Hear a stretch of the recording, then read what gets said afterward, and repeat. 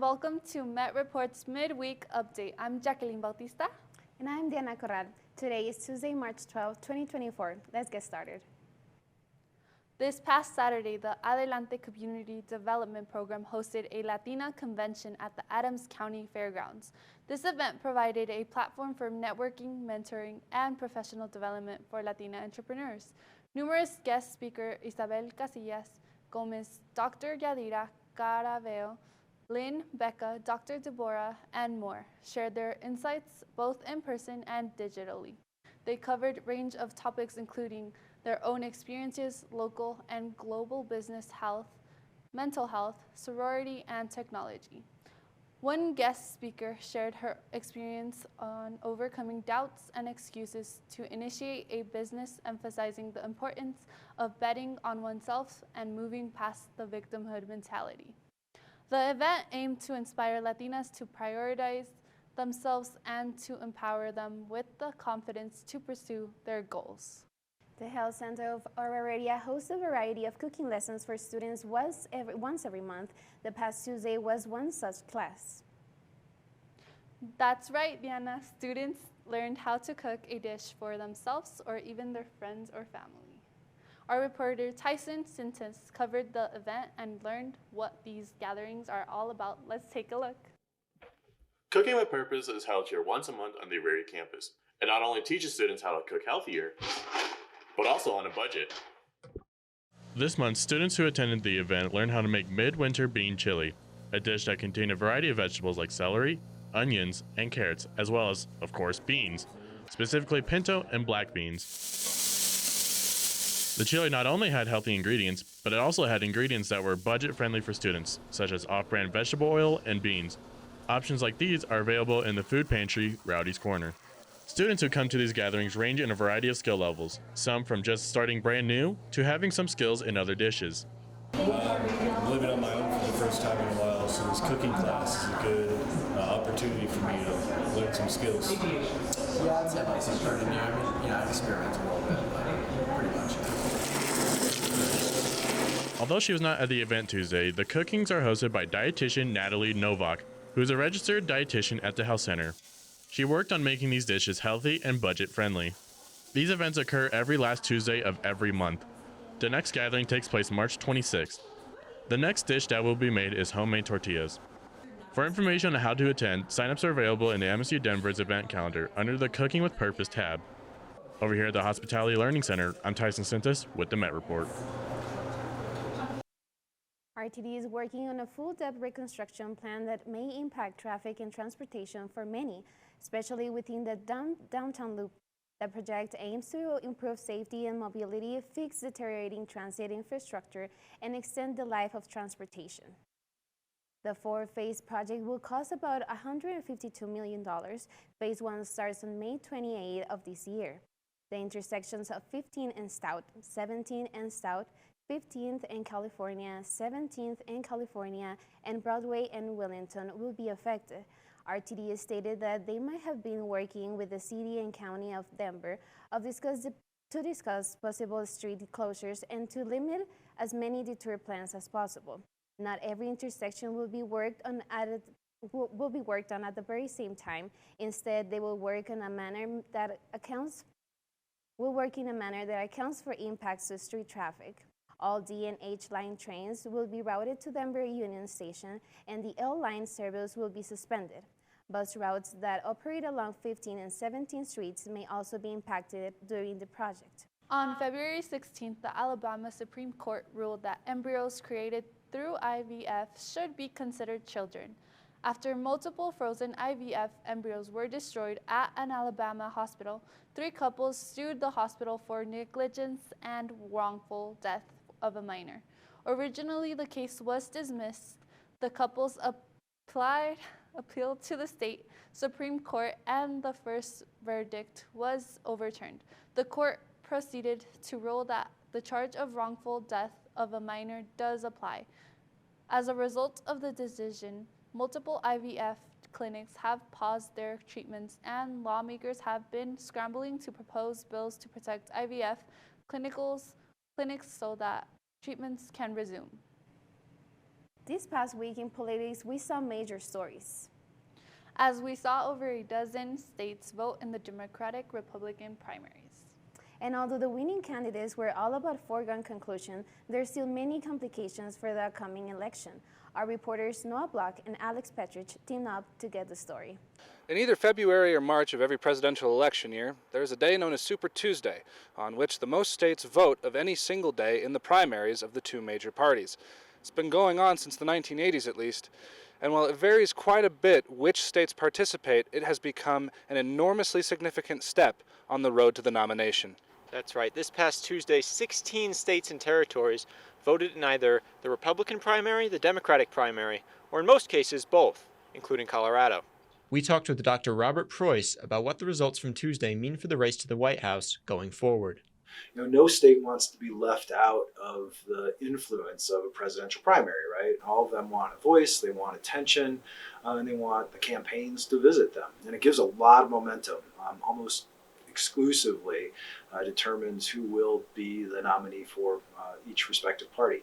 Though this certainly sounds like a redux of 2020, there's always a chance of something unusual happening at the party conventions this summer, whether it be because of President Biden's record-setting age at the time of his inauguration, or the myriad of legal troubles that Donald Trump continues to face. And so, for instance, if you take the Democrats and President Biden,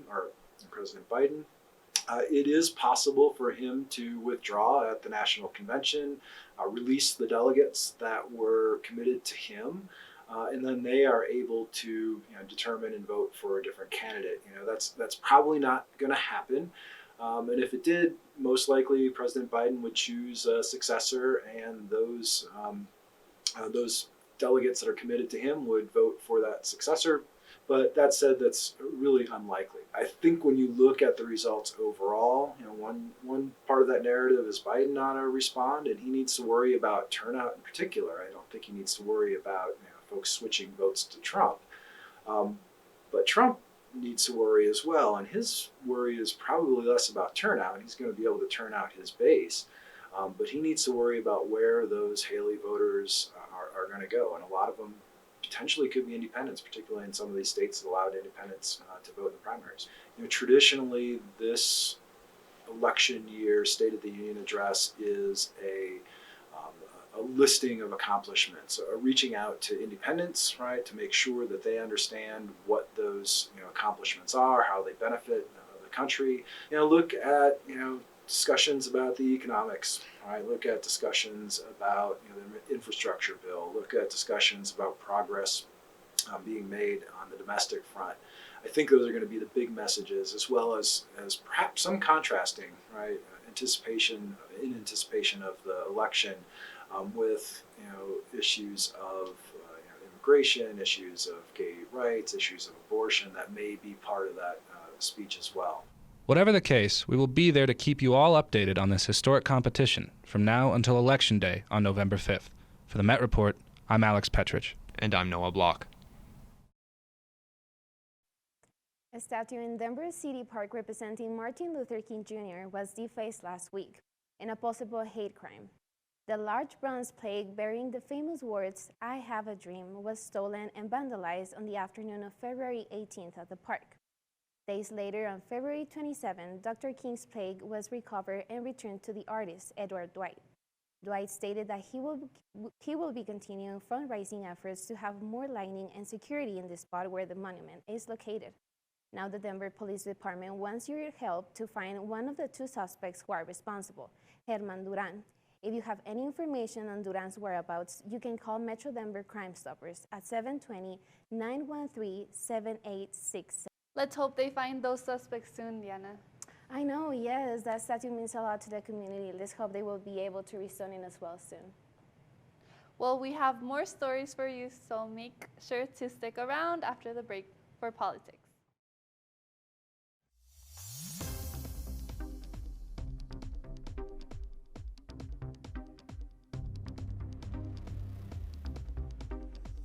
Welcome back to the politics segment. Let's get started. The Supreme Court ruled that former President Trump can remain on Colorado's ballots this election. after the Colorado State Supreme Court ruled that Trump was ineligible to run for president due to his role on January 6th.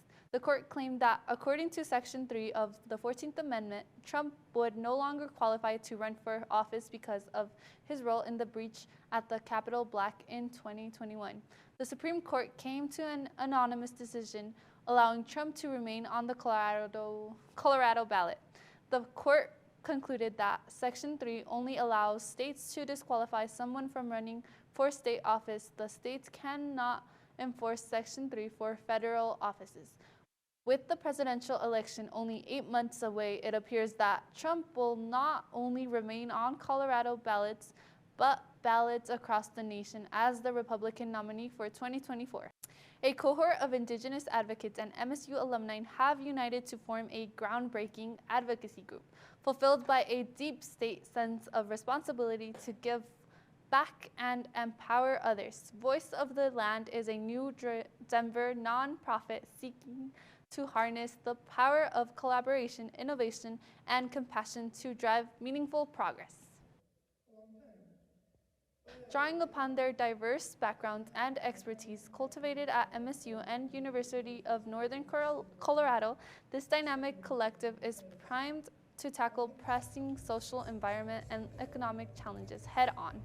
From champion education reform to spearheading environment conservation initiatives, their mission knows no bounds, and they encourage students to get involved in the movement, with each member bringing their unique skills and perspectives to the table. The impact of the advocacy group promises to be nothing short of transformative.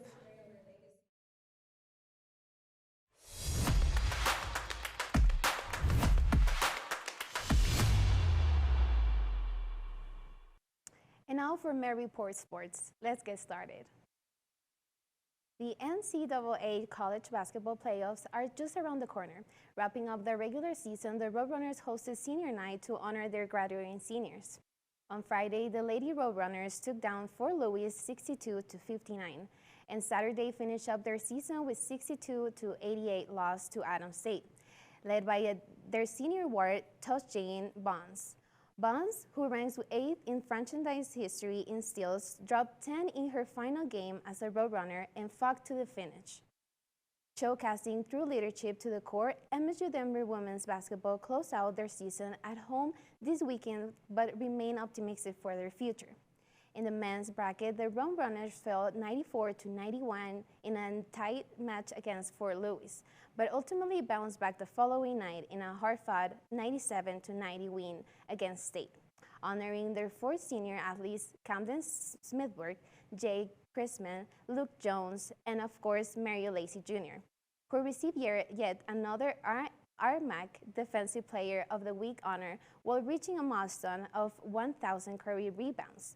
Lacey Jr. was one of the premier players in the NCAA D2, finishing his college career as Roadrunner, and all-conference honorable mention.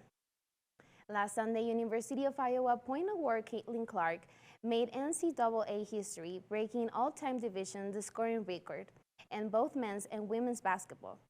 Clark entered Sunday needing 18 points to break the record held by NBA and ACAA Hall of Famer Pete Maravich.